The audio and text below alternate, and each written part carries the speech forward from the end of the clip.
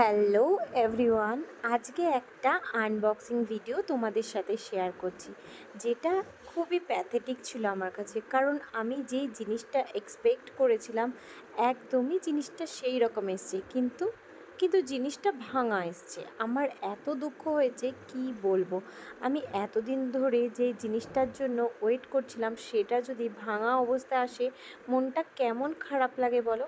হ্যাঁ, আমি সবসময় যেই সমস্ত অনলাইন প্রোডাক্টগুলো পারচেস করি, সব সময় আমি ওপেনিং ভিডিও করে রাখি। কারণ কি, অনেক সময় কি হয় না, এরা রিফান্ড দিতে চায় না। তো সব সময় তোমরাও চেষ্টা করবে যে একটা ওপেনিং ভিডিও করে রাখা।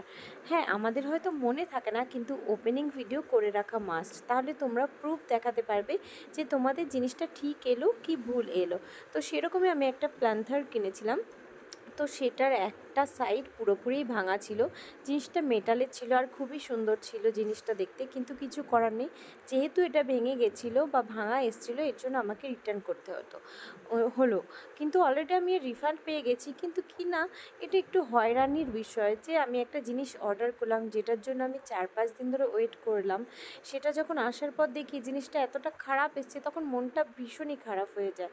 যাই হোক, অনলাইন পারচেস করার আগে একটু ভেবেচিন্তে পারচেস করা উচিত, এটাই বলবো, ব্যাস।